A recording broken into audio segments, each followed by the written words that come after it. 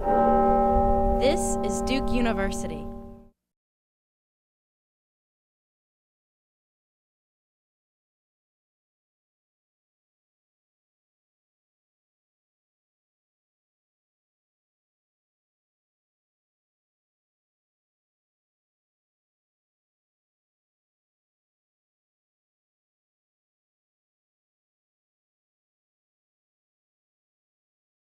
So, we are honored to present this year's award to Dr. Jordan Caslow, who is the co-founder and chairman of VisionSpring. Let me tell you a little bit about VisionSpring, and some of you might know VisionSpring formerly as SCOJO Foundation.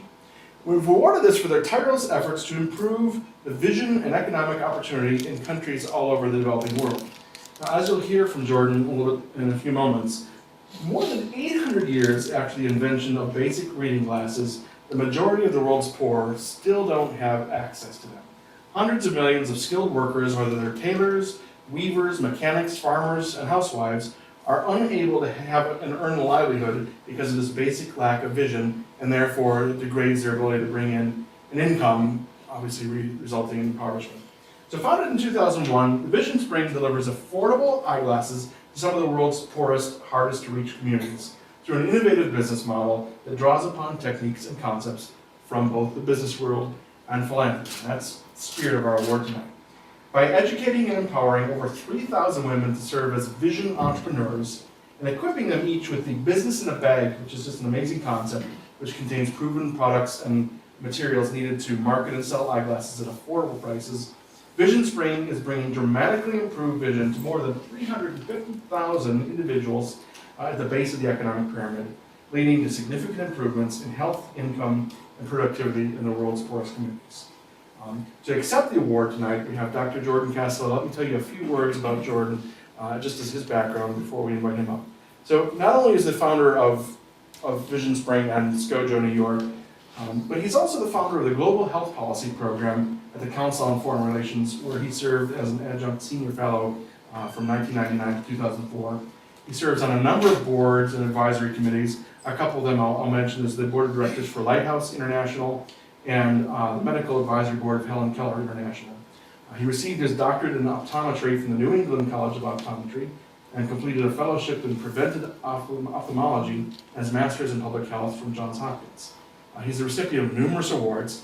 I'll mention a couple of them. The Social Innovator of the Year Award from BYU's Marriott School of Management, the Aspen Institute's Henry Crown Fellowship, and the Draper Richards Foundation Fellowship. And to that list, tonight we are adding the CASE Award for Enterprising Social Innovation. So please join me in welcoming a true social entrepreneur, Dr. Jordan Caslow.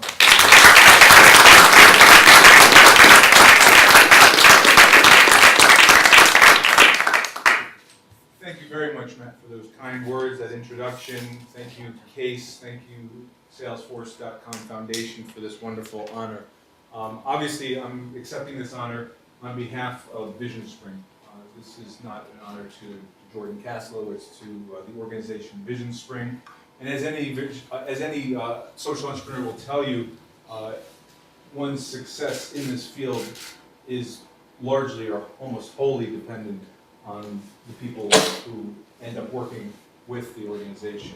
And so from our board people to our staff to, most importantly, the people in the field, the vision entrepreneurs who are actually carrying out our work on a daily basis, it is with deep privilege and honor that I accept this very prestigious award, and thank you for that. Let me start by just seeing a show of hands of the number of people in this audience who need glasses, contact lenses, or have had laser surgery in order to see to function. Look around and see that number. So that is very representative of most parts of the world. The only difference is if I was in India or Africa and asked that question, at best one or two hands might go up in terms of the people who actually had the glasses that they needed. The same number of hands would go up in terms of the number of people who needed the glasses, but only one or two would be able to raise their hands if I asked the following question. Of those who need glasses, how many have them? Here it's 100%. If you need them, you have them. There, it's only one or two of people would actually raise their hands. The vast majority of people don't have glasses. Let me start the VisionSprings story by sort of my personal journey of how I got to this kind of crazy idea. What was the inspiration to VisionSpring? If you ask me to summarize how my personal identity right now in a couple words, I think social entrepreneur would be a nice way to describe myself. But back in my late teens to early mid-20s, if you asked me what was your identity and wrap it up in a few words, the answer wouldn't have been, I didn't know what social entrepreneurship was. It wasn't taught in school when I was a student. The word would probably have been mountaineer and aspiring explorer, someone who loved the natural world. And so I start this slideshow by telling a story that occurred in the Brooks Range in northern Alaska. The Brooks Range is above the Arctic Circle. This is what it looks like. And I was there in Alaska for 2 months, traveling to the outer reaches of Alaska, looking at just the natural wonders and beauty of the earth.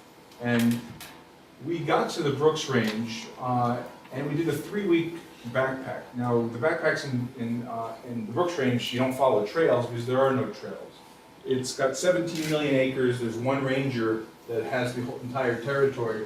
There are no trail systems, so it's all off trail, and you have to use maps and that kind of stuff. And my friends and I were about 10 days into our 17-day journey, and we started to get this torrential rain, 36 degrees, blustery rain.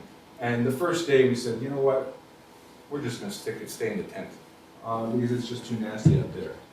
Next day it wasn't letting up, and we said, you know what, let's just keep playing cards and reading books and stuff like that because we just weren't up for going out.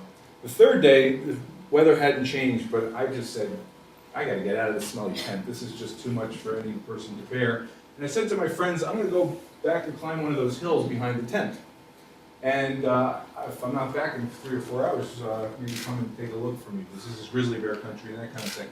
And so I slogged up to that top of that hill, and in this driving rain, I sort of sat in a ball, and I just sort of was one with the universe. It was one of these moments where I literally fused with my environment. Everything was green, everything was wet, and wind was coursing through my Gore-Tex jacket, and the whole universe was telling me as a young guy, I was about 20 years old at the time, that I was insignificant, that I was literally dust in the wind. And I remember that just powerful feeling of nothingness and of being told by the universe that my life didn't matter much, that I was insignificant. And because I didn't like that message, I remember standing up and almost screaming to the wind and saying, I do matter. Didn't quite know how I mattered, but I just felt somewhere inside that I mattered. And it was a very powerful moment. Take that moment now and fast forward 6 months down the line. 6 months later, I found myself in the Yucatan Peninsula, in the middle of the Yucatan Peninsula, outside of a town called Merida. And I was a first-year student studying to be an optometrist. And I joined a student organization that brought eye care services to underserved populations in rural Latin America. And my very first patient was a 7-year-old boy for the School for the Blind. And there he was in front of me, and the translator was telling me that this boy carried a double burden. He was both blind, but he also carried the burden that his family was ostracized from the community, because blindness was considered bad luck. And here he was in front of me, and it was a very complicated case. He was way above my pay grade. So I called my professor over, and she took a good look at this boy. And after taking a long, hard look at his eyes, she turned back to me, and she said, Jordan, this boy isn't blind. This boy is just profoundly nearsighted. And if any of you guys know your prescriptions, they're most likely 2, 3, 4, maybe 5 or 7 for really myopic people. This boy's prescription was a -22. So anything, he could see my hand waving in front of his eyes, but he couldn't even see how many fingers I had up. So his whole world was a big blur. We brought 5,000 pair of glasses down, categorized by strength, and my professor said, go to the strongest box and see if anything is remotely close to what this guy needs. And sure enough, there was a pair of glasses, like -20, like 90% his prescription. And I was the lucky person who got to put these glasses on this boy's face. And as the glasses aligned with his eyes, this sort of blank countenance of a blind person completely transformed into this universal smile of joy of this 7-year-old beautiful boy. And it was one of those transformative moments that at the same time both of our lives changed. He went from a blind boy to a sighted boy, and I looked up and I said, you see, I do matter. And it was really a powerful moment to know that I could profoundly change the course of someone's life. And it became very evident that my life did matter, unlike what the nature was telling me up at the Brooks Range. Now that feeling gets addictive. You know, when you can change someone's life like that, you want to do more of it. And I remember also thinking that this is a fantastic way to measure success. You know, if I can recreate more moments like this, then by definition, I'm a successful person. And so throughout my 4 years of training, I kept wanting to get back into those villages and do that kind of work, and it drove me much more than the book work, if you will. And I became the head of this organization and went down back to Latin America a whole bunch of times. And by the third, fourth, fifth trip, I was the pill of the group. Because I was the one who was sort of asking some of the hard questions, like, you know, is this boy better off having glasses if he breaks them and he can't get them anywhere else, knowing that he can see but he has no way to see? What are we leaving that's sustainable? What are we doing to empower the local communities to take care of their own problems? And universally, the message I was getting from both my professors and my peer student body was kind of, shut up, Jordan, don't take yourself so seriously. We're helping a lot of people, we're having fun, we're learning a lot. Let's just keep doing what we're doing. And that didn't really sit so well with me. And as time went on, I found out I started to research, like, who's doing this work in a really different way, in a way that sort of makes sense to me. And so I did a lot of research, and I found out about an amazing eye hospital in South India called the Aravind Eye Hospital that maybe many of you have heard about because it's very famous at this point. But this was back in 1988. And Aravind was kind of it was already kind of famous, but it was in a way only starting compared to what they've achieved. And I wrote away to its founder, a guy named Dr. Venkateswamy, and I basically said, hey, I'll volunteer a year of my time if you provide me room and board. And he wrote me back by snail mail at that time, no email, and he said, come on down, you've got a deal. So I made my way to Aravind Eye Hospital, where I really learned from some of the masters of social enterprise. And I learned just tons of different kinds of lessons, but perhaps one of the most powerful lessons I learned from Aravind was that interventions like this are scalable, that you don't have to just take care of a few hundred people, you can take care of hundreds of thousands of people. It also showed to me that you can make markets work, because what Aravind does is they provide hundreds of thousands of people a year with sight restoring cataract surgery, eyeglasses, all different kinds of things. And they do it in such a way that they provide higher cost services to those who can afford it, and then they subsidize those folks who can't afford it. And so it's a wonderful cross-subsidization model, charging higher prices for those who can afford it, giving them higher margin kinds of products, and then using those margins to support the people who don't have the capacity to pay. And it all goes round. So I saw that model working, and I said, that's sort of a really important lesson.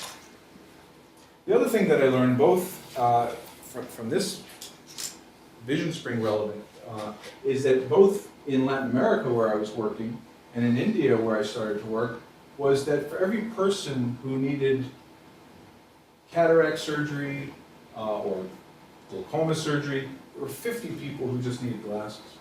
And of every person who needed glasses, half of them just needed the simple reading glasses, and the other half needed prescription glasses. So I started to kind of see these patterns, and I started to say, well, in America, reading glasses are available at Costco and CVS and Eckerd's, and it's a consumer product. And why is it that you have to go to an eye doctor to get reading glasses in the very place where doctors don't exist, and it's almost impossible to find a doctor and afford a doctor? And it seemed that everything was backwards, that in societies where there were doctors and good medical attention, people could go out and buy eyeglasses off the shelf as a consumer product, but in places where there were no doctors, it was a medically controlled device. And so that sort of is another kind of observation lesson that I learned that kind of I stood back there. The other inkling that I had at the time, both at Aravind and in Latin America with the student organization, is you had all these wonderful local people doing all this work, and like, so why couldn't we empower them to do some of the work that the eye doctors were doing, particularly in selling those simple reading glasses? So it was starting to kind of gel in my mind. Then I found myself, because no route is too straight, then I found myself working 8 years in Africa on a disease called river blindness, which is one of the leading infectious diseases of the eye, leading causes of blindness in Africa. And it's caused by a worm that gets into people's eyes. And Merck, the pharmaceutical company, had a wonderful pill called Mectizan that all you needed to do is get one pill in people's mouth once a year. And my job was to first map out parts of Cameroon to start and figure out where that disease was hyperendemic. And then the second challenge was, once you knew where the disease was most endemic, how to get that pill in everyone's mouth once a year. That was our job. And so I started to learn about distribution of simple health products and how to kind of engage the community in how to get those health products out there.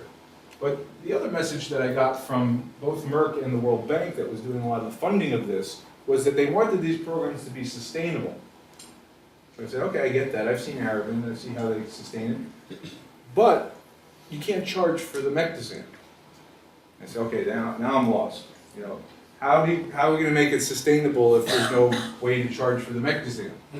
And so that was always like a puzzle to me. Is you wanted that there was these multilateral institutions were talking about sustainable programs, large-scale distribution programs of medicines, but by the way, you can't charge for the product. So again, those things didn't go around for me.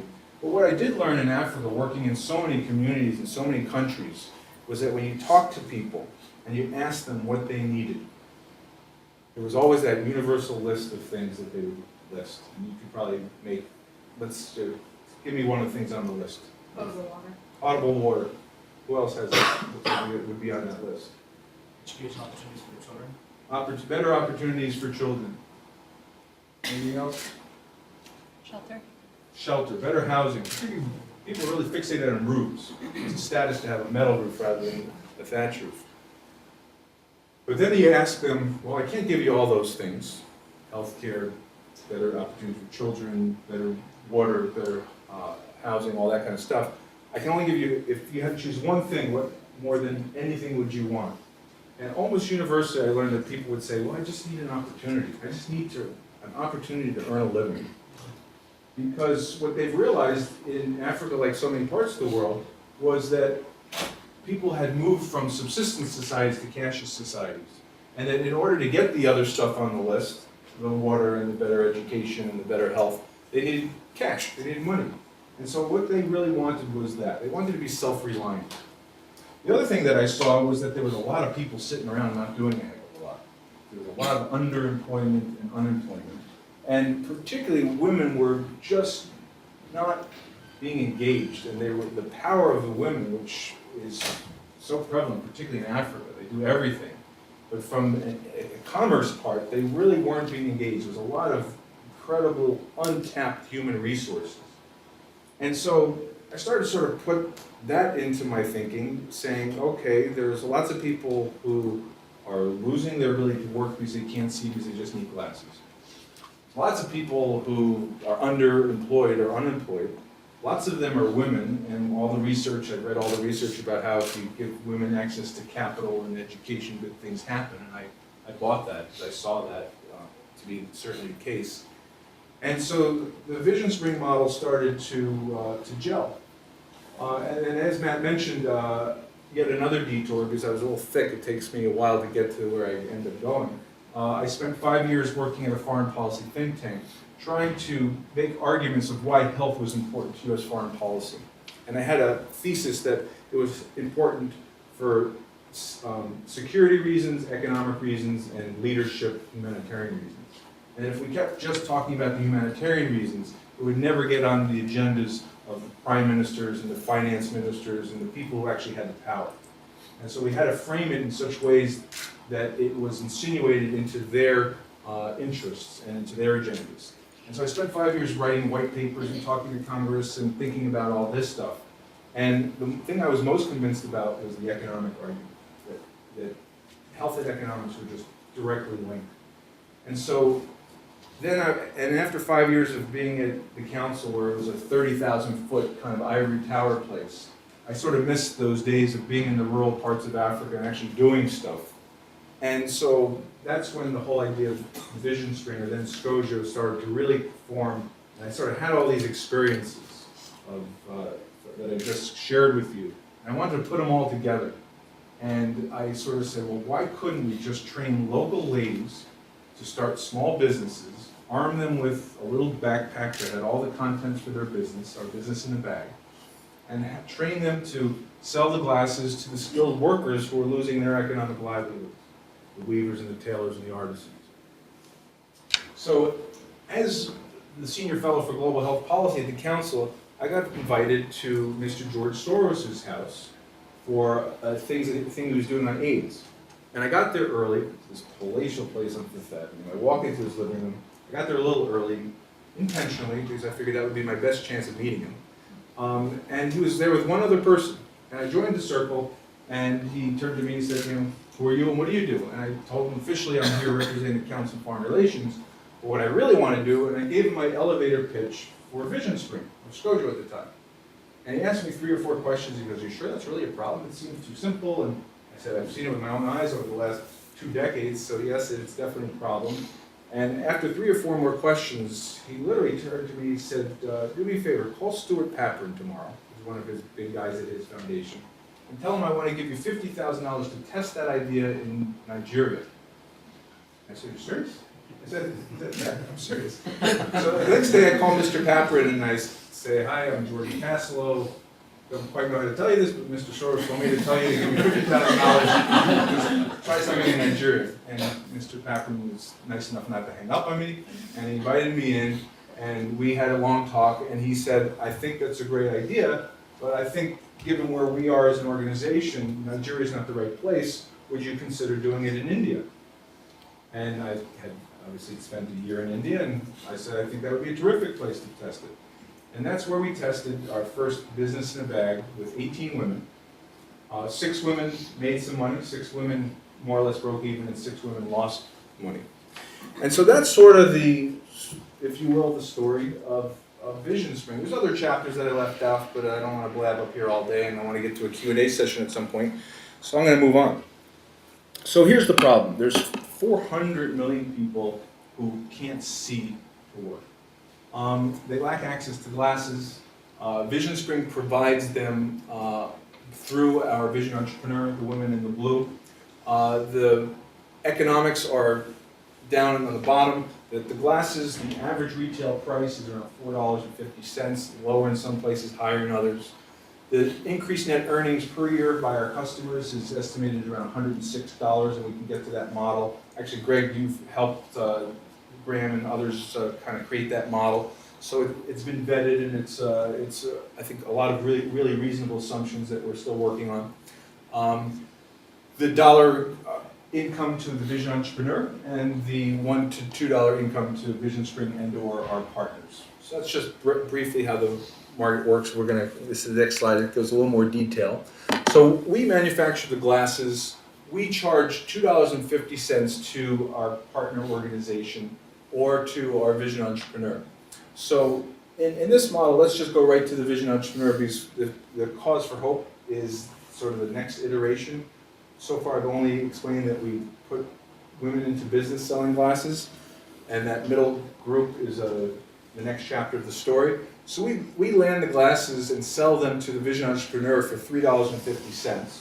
It costs us less than that to land, so we make a margin. Then the Vision Entrepreneur sells it to the end consumer for $4.50, or in Guatemala it's $5, in El Salvador it's about $7. So they make a different margin depending on where they are. So that's the essence of it. We have three channels that we're going to talk about tonight. The first one is the direct channel, where we directly develop our own direct sales force of vision entrepreneurs. We call that VisionSpring 1.0, and we'll talk a little bit more about that. And we have about 150 of those women in business. The partner channel, where we work through organizations that have their own networks, and then we empower that network to take our business in a bag and bring it into their sales force. And we have about 6 or 7 partners in various countries, and we have around 6,000 women who are selling those glasses now. Last year we sold a total of 200,000. This year we're going to be selling around 400,000. So in the last 5 years, we've been selling for 5 years. We've doubled our sales every year for the last 5 years. 2 years ago we sold 98,000. Last year 200,000. This year hopefully 400,000. So collectively, up to last year, we sold basically 400,000 pair of glasses. This year, I think we're going to match that yet again. So we're growing pretty nicely. And the third model is what we call our pilot comprehensive care model, or hub and spoke model, which I'll also get into. Let me take you guys into the field a little bit. And you're going to see a 5-minute video, and it's going to show you the villages that we work in. It's going to have pictures of our vision entrepreneurs and our customers. You'll see a familiar face on the video as well, me. It's been filmed in India, Bangladesh, Ghana, and Nicaragua. So you'll see images from all of those different places. So I don't know if we can lower the lights. It'd probably maybe be a little bit more impactful if we could.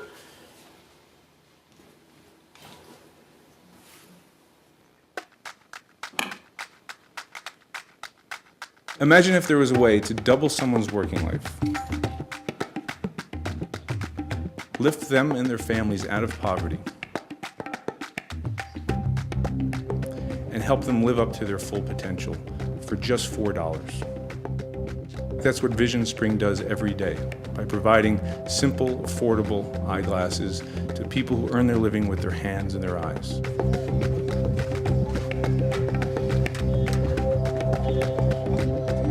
If you can't see, you can't work. It's a simple problem. It's one that we know how to solve, and we're out there doing it. The challenge really rests in how do you get those products to the hands of the people who live in communities at the end of the road.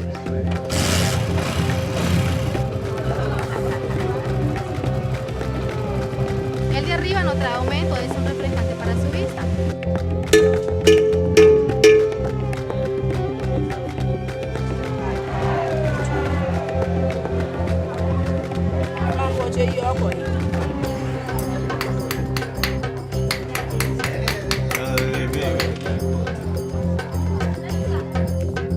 Each vision entrepreneur will reach hundreds of people over the course of a year and change their lives because they're delivering a product that will make their customers more productive in their work.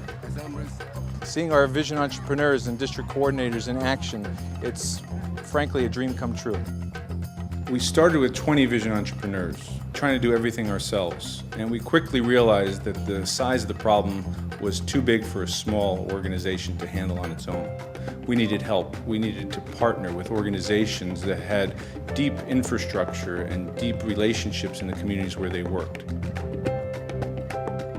It took us 5 years to create our first 1,000 entrepreneurs. Over the next 5 years, we're going to create 80,000 vision entrepreneurs with 10 partners in 4 continents.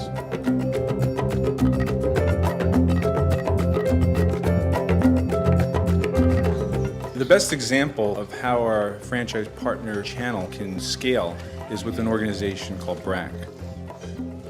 They've created over 80,000 community health workers who are already in their communities selling simple health products. And all we have to do is train them and enable them to sell eyeglasses. Jordan told me about the work that he was doing in South America, also in India. And I found that that's something that we also need. Immediately it struck my mind that if I can bring this technology to Bangladesh and make this available to our women, they will be greatly benefited by that. In just 4 years, we'll have gone from just a startup pilot program to reaching an entire country and ensuring that everybody in Bangladesh who needs glasses can get them. This is just a terrific example of how quickly our organizations can scale given the opportunity to work with other organizations' networks. Our partnership with BRAC is going to be economically sustainable in just 4 years. For a $1.6 million investment, we're going to see a $1.4 billion increase in economic impact in Bangladesh. The benefit is enormous. The return on investment is just miraculous. I've worked in many villages like this for many years and saw the dire need for proper eye care and simple interventions. Seeing our vision entrepreneurs at work, seeing the customers taking up our product, knowing the change that's going to occur in this village because of our intervention is by far the most rewarding aspect of my work at VisionSprings.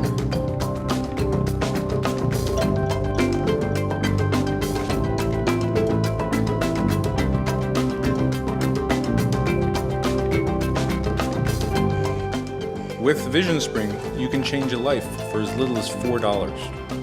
You can provide someone with a pair of glasses that enables them to work again, to become self-reliant, to support a family, to improve their community.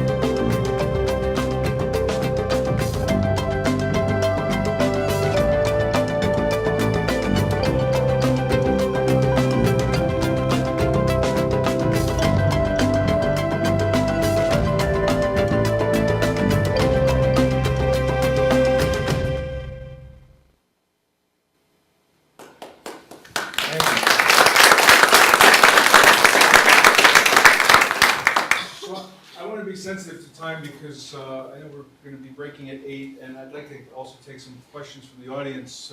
But that was a good commercial, right? That's the good news. The bad news is it's not all so easy and rosy. And so I just want to sort of take off of the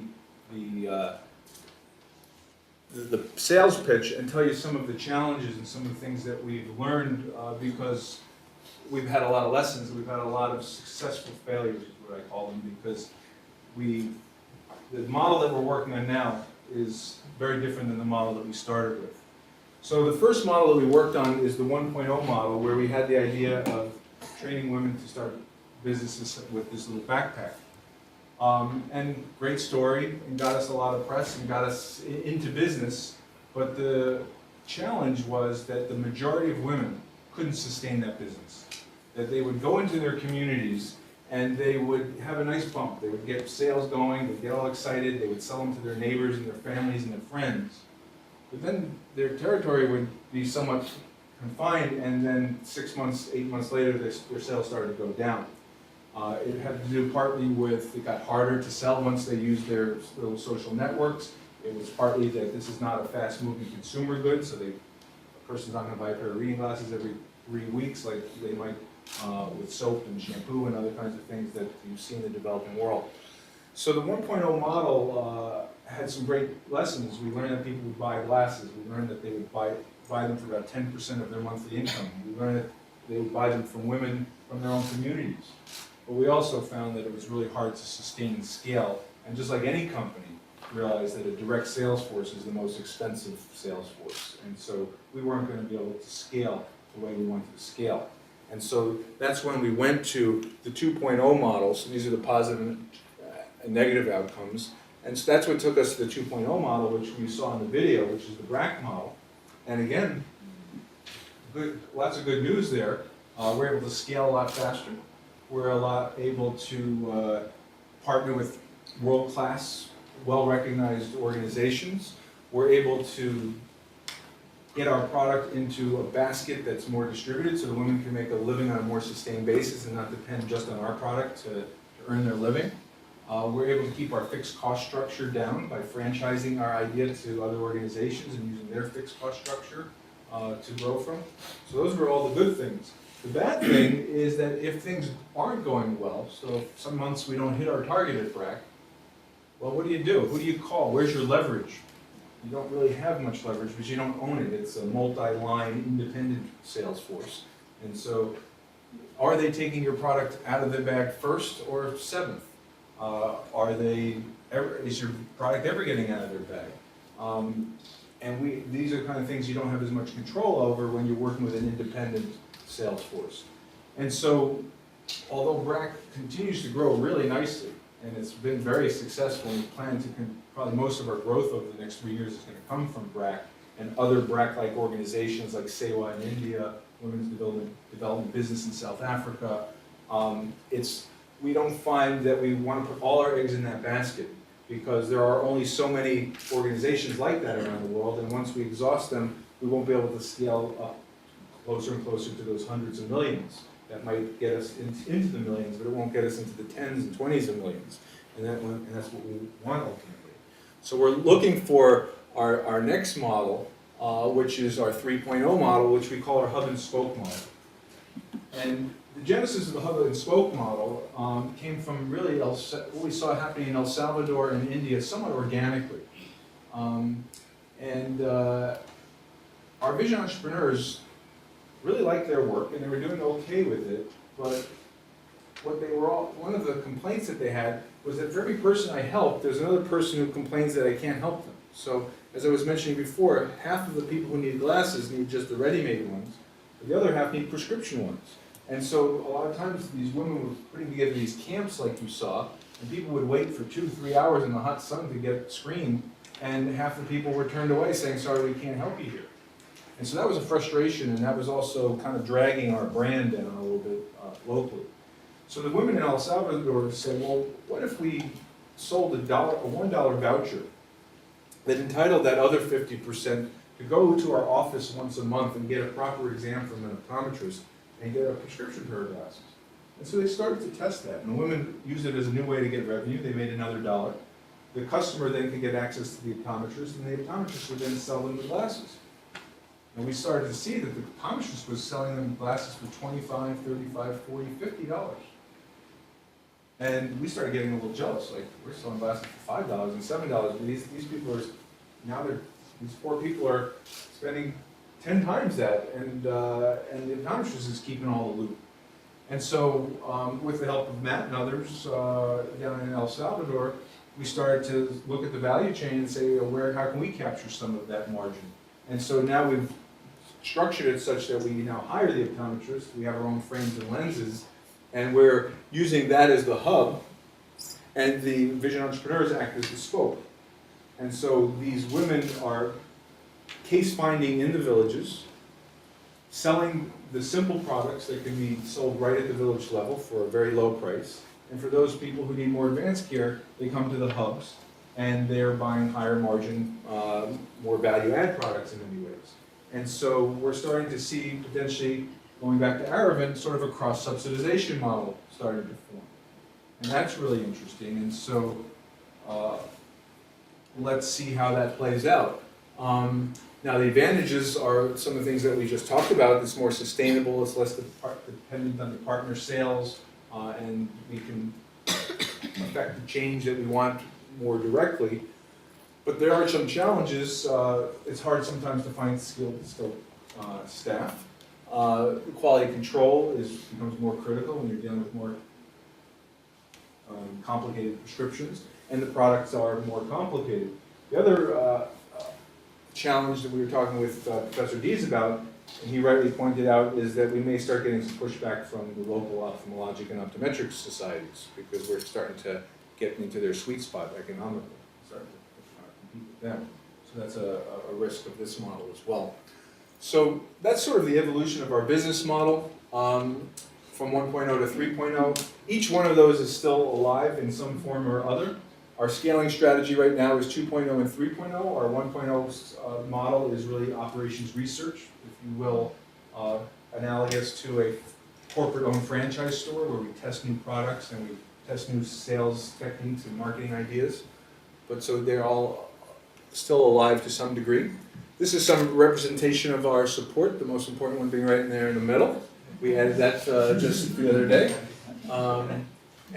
So you see we interface with some wonderful organizations, and we've been blessed as a young organization to work with some fantastic organizations and companies. So I think I'm going to leave it there, and thank you all for learning a little bit about VisionSpring. And if we have a little balance of time, maybe 10 more minutes, so we can take some questions and have whatever dialogue we have time for. So thank you.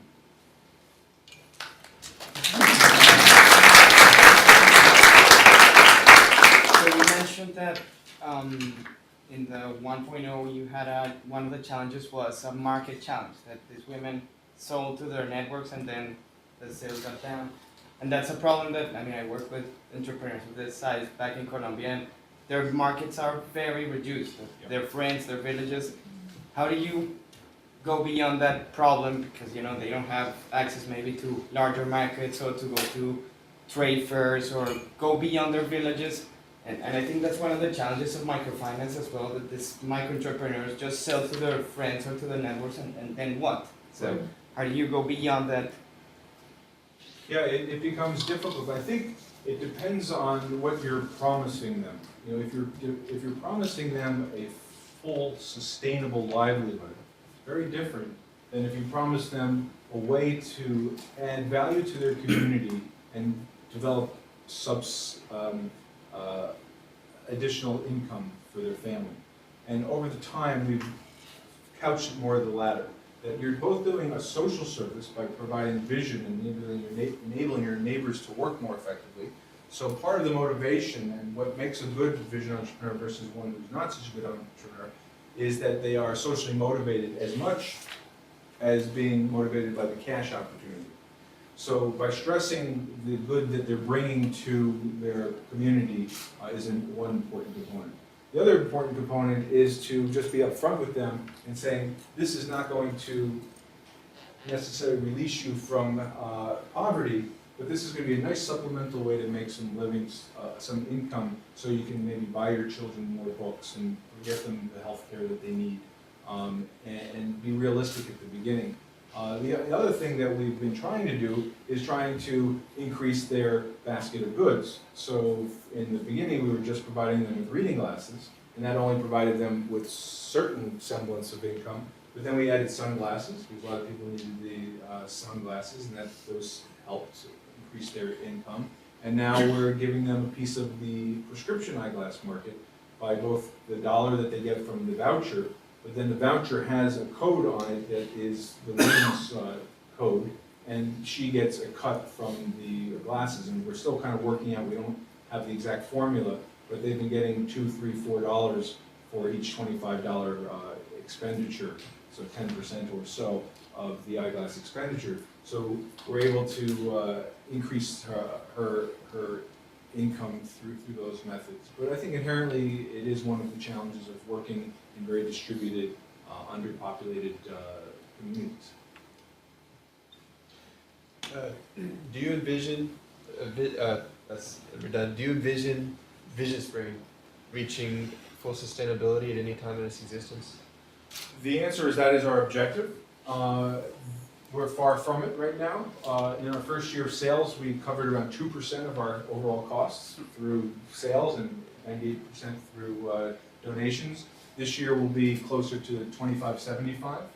I'm thinking that with some of these higher margin products that we're bringing in and keeping our fixed cost structure stable, and we don't intend to grow our organization. We're not going to keep adding more and more fixed costs. That as our fixed costs stay flat and our sales go up, we'll be getting closer and closer to that.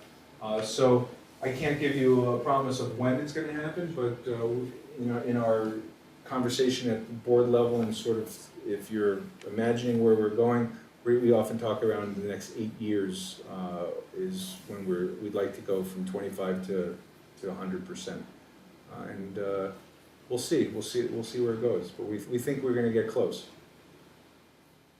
Let me pick someone else over here. Just a simple question.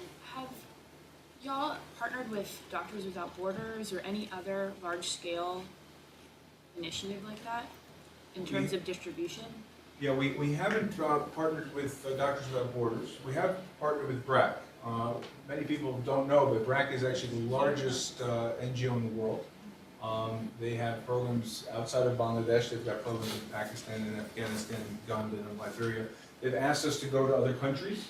We've asked them not to go to other countries because we just didn't feel that we were quite ready because there's still a lot of lessons to be learned in Bangladesh. So we still have some scaling to do through BRAC.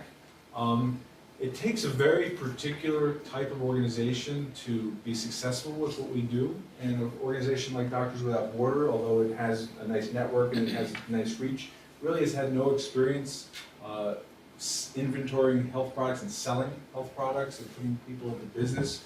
And so it's a very different set of skills that they have versus what an organization like BRAC or Salem might have. So we are all about partnering, but we have to be really careful about who we partner with and why. Two questions. First, you mentioned that one of the lessons that you learned at the beginning is sell products for people who can afford in order to subsidize the price for the others that can pay for that. Have you considered to launch a product for high class people, for people who can afford a very special brand of the glasses in order to subsidize the glasses for the people in the base of the pyramid? Yeah. And the other question is, what about the partnership with the public organizations, with the government? Have you tried this kind of partnership with government?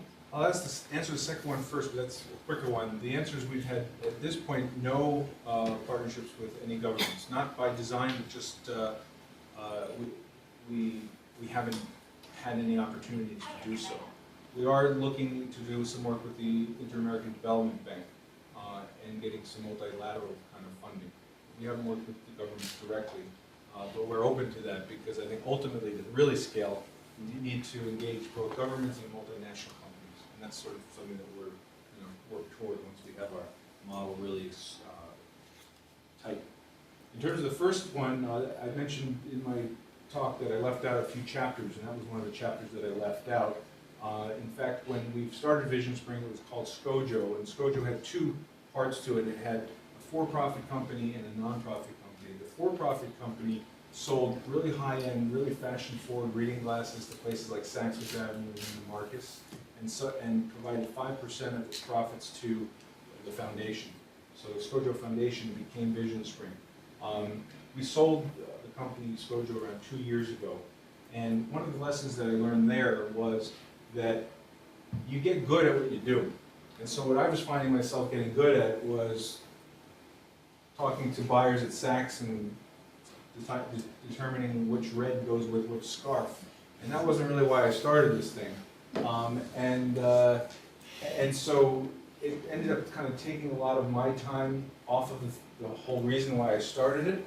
And there was some nice synergy between the foundation staff and the for-profit company staff, but still, I felt that there were ways to bring the two markets closer together. So now the 3.0 model is sort of that subsidy model, and rather than going to the rich Americans who buy it at Neiman Marcus, we're going to the rich poor in places like Latin America who can afford $25 or $30 rather than what the optical stores are asking for, which is usually $75 to $200. So it's still much more affordable for them, and it gives us enough of a margin to subsidize the true poor.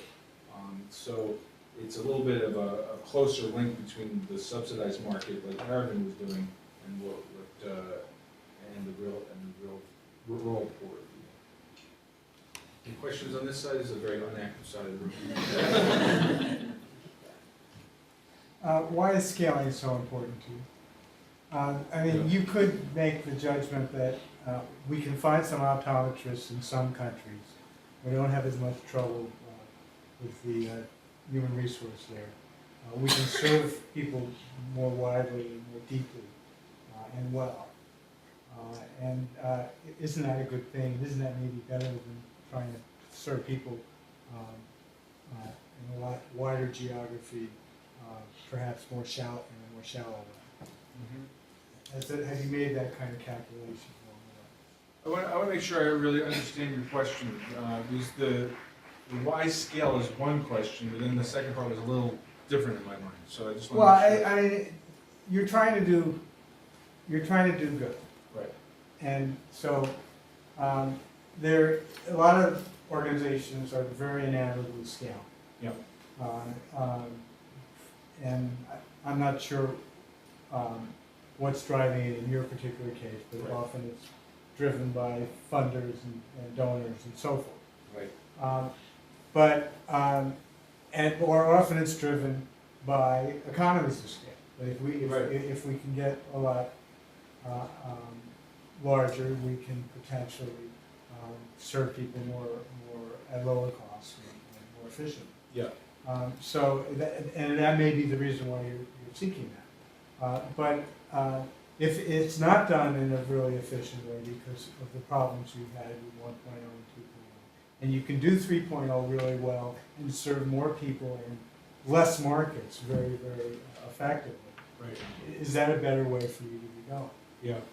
Well, those are some of the kind of questions that we grapple with at all different levels of our organization. You know, I think the fundamental reason why we want scale can be summarized by a guy named Chandramouli. He was a tailor who I met in India. I was in India not long ago. And he was in his late 40s, and he told us a story how he used to make 20 saris a month. And then as his vision started to fade in his early mid-40s, his quality of work went down. And people were saying, hey, this guy kind of sucks now. And so next thing you know, he's making 15 saris a month.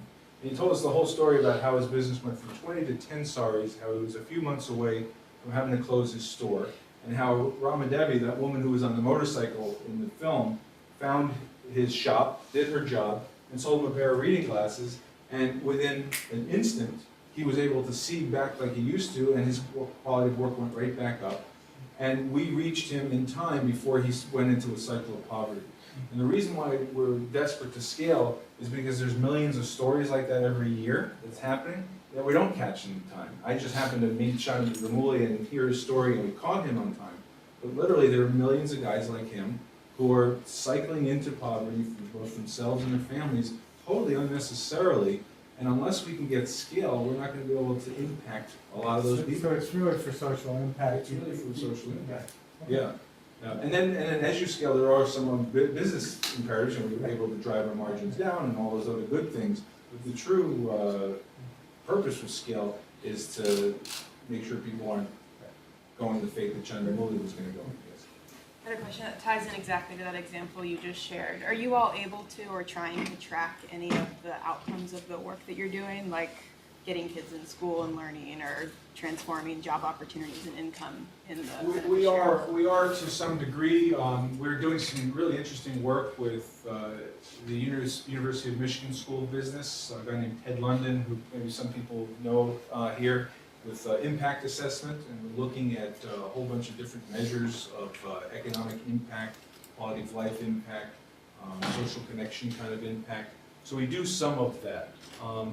But sometimes I'm a little also sensitive about that, because in my Scojo days, we were all about if you sold a pair of glasses at Saks and they ordered another one, that's okay. We didn't really care how much prettier the woman looked after she bought our glasses, because if we were, it would be expensive to measure those kinds of things. So in one case, the donors are saying, hey, asking questions like that, like what's your real impact? But meanwhile, they're not really giving us much more money to measure that, and it becomes much more expensive as a business to track those kinds of things. And it becomes almost a burden to a social enterprise that's already living so close to the bone to have responsibilities that normal businesses aren't asked to have. And so we try to have a healthy balance with that, because we know that it is important to measure impact and to be able to clearly communicate it. But at the same time, we want to be really careful about preserving our time and our resources. I have a question going back to your pricing model. We talk a lot in our business school classes here about just price discrimination in general, and I think it's really easy to do, or easier rather, when you're looking at different markets that are in different parts of the globe. So if you're operating within the same country, and you're charging different prices for, as you said, the rich, poor, and the, I guess, poor, I can even say that. How are you separating those different customer segments so that you're not upsetting or angering one of them or the other? And I ask that particularly as I see a lot of increased mobility as people go into the cities. I assume that's where some of the richer or wealthier, affluent people are that you're targeting. But as more and more people go in there to get goods and bring them back out into some of the rural areas, they're, I'm sure, seeing those prices, talking to people about what the different prices are that you're charging. How do you keep those separate, and then I guess also kind of brand differently the glasses to those different markets? Yeah, and that could be like a whole class, right? That question could be like a really great question to launch a whole hour discussion on. And you're spot on with all of the things that you said that framed your question. One of the things that we don't do is we don't charge different prices for the same product. So if there are different price structures, the products are inherently different. And so that's the main way that we go about it. We only have one brand. And if we were really serious about segmenting a much higher group of people economically, we would create a different brand. So there wasn't brand confusion, because the other thing is that a lot of times the rich in these societies don't want to buy the same stuff as the poor. So that's also a complicated thing.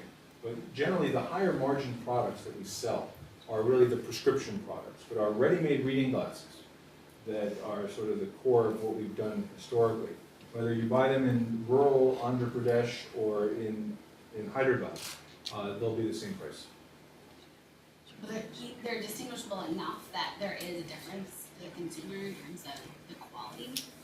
Well, it's the same product in that case. The reading glasses are all the same product. So the only products that are more expensive, the $25, $30, those are prescription glasses. And so we don't have different lines of reading glasses even that are at different price points. So all reading glasses are the same reading glasses, whether you buy them in the urban center or the rural area. But the higher margin product, where we're trying to subsidize the reading glass market, is mostly in the peri-urban and more concentrated communities. Two more questions? Two more questions. Please. In some of our classes, we've been talking about how to transform complementary relationships into effective collaborations. It looks like you guys have been able to do that, especially through the different iterations of your business model. So I would love if you could comment on concretely how you were able to form those types of partnerships, maintain relationships so that you could change as you grew. Yeah, that's really an important aspect of what we do, is we have to really set up win-win situations. That we can't expect VisionSpring to only prosper with other organizations that we partner with, also to prosper through our model. And so one of the things that we look for are, we've worked historically with microfinance institutions like BRAC, and there are a lot of microfinance institutions that are, there's kind of a bifurcation in the microfinance world, where there's some groups that are just saying, we're banks, period, and we're happy with being banks, and that's it. And there's other groups saying, hey, we've got this wonderful platform to provide other goods and services to the community, and we want to use that platform to do other good. And it's that second group of microfinance institutions that we work with. And we try to say that through our program, we can help you reach out to the community and provide other goods and services. What we found, however, is that if our product ends up being the first product, and the microfinance institutions learn about commerce through us, it becomes a very burdensome relationship for our organization, because we're teaching them a lot, and there's only that one product, and then they have to add new products, and they become hungry for more revenue stream than our product can provide on its own. So what we really look for are microfinance institutions that have these networks like BRAC of sales forces that are already selling other related products, whether they're health products or environmental products, and that we can add our product into a larger basket of goods. But our product, which, and the reason people like them, like BRAC, is that it has a lot of social relevance. One of the things that Mushtaq Chaudhry talked about was that glasses are just not available in rural Bangladesh, and there are lots of people who sew and weave and read their Quran, and other than working, reading one spiritual text is the second reason people buy our glasses, second most popular. Third is so they can see their cell phones. And so we provide BRAC with a product that empowers women in their society to make more money, to sell a product that helps their customers make more money, to read spiritual text, to do things that are also positive. So they see that we are bringing real concrete good to their communities. Does that answer your question? I used to always sit in the back, so I have to be sympathetic to the fellow I in the wonder, back. sort of culturally, religiously, or even governmentally, does anybody, put roadblocks in, helping areas sort of become more modern? I mean, this is fairly low-tech technology, but I can see if it helps you read your Quran, that wouldn't, that would be an asset. But I guess, and also, your women being your point person in the chain, do you get some pushback from that? We do get some pushback from that. We've lost some of our best vision entrepreneurs because their husband and their father didn't like the dynamic that was happening. That you find some of these young women who suddenly have access to a lot of capital, and it changes the power structure. And so there's sometimes where the male of the family steps in and says, we're stopping this because it's going to snowball out of control. Other examples, though, as you saw that woman in the film, Rama Devi, she became our #1 vision entrepreneur in that whole district in 3 months. And she still sells an average of over 100 pair of glasses a month 3 years later. She's just like a great salesperson. 6 months into doing it, she convinced her husband to buy that motorcycle, and she now employs him as her driver. So we also have that kind of dynamic going on. So that's kind of a cool story. We've also had some pushback from some ophthalmologic communities. The only place where we basically tried that didn't work was in Haiti. We tried in Haiti. I was there years ago, and the ophthalmologic society there, it was the first time we tried to work through the ophthalmologic society, and it was the last time because it was the only place that we got shut down because, again, they felt an economic threat to what it was that we were doing, and would lose control over the market. So we tend to prefer to kind of work under the radar, kind of create effect in the communities that we are in, and that might be also part of why we don't work with governments right away. So we've seen some pushback, but overall, not too bad. We had a story in Andhra Pradesh that there was it was bad press in the local newspaper. The American group was coming and training women to sell glasses, and they're not even the right prescription, and they're expensive. And we hired a public relations firm to sort of try to help us out, and they kind of did some digging, and they found that it was the local optometrist and ophthalmologist from a health clinic nearby who was spreading the rumors. And when we ended up meeting them, and we said, why are you doing this? We're trying to help the community. And they said, well, you're sending all of the cataract people to our competitive clinic, and and the government gives $50 for every cataract surgery. And we said, well, we can solve that. We can give you half of the cataract cases. And that's all they wanted. They just wanted, some of the cataract cases. And so they saw it as a way to, rather than coming to us and say, hey, we want our share, we're going to shut you down by starting rumors. And so those kinds of things have happened, but we try to chip away at each one as they arise. So I think that's it. Thank you again very much. It's a very, very much an honor to receive this award on behalf of VisionSprings. Thank you.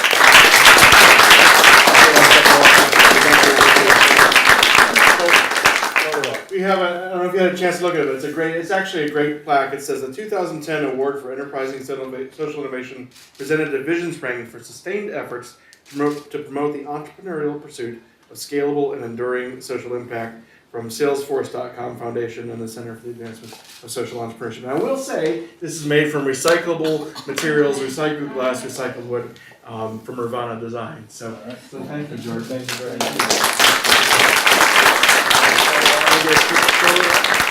Produced by Duke University. Online at duke.edu.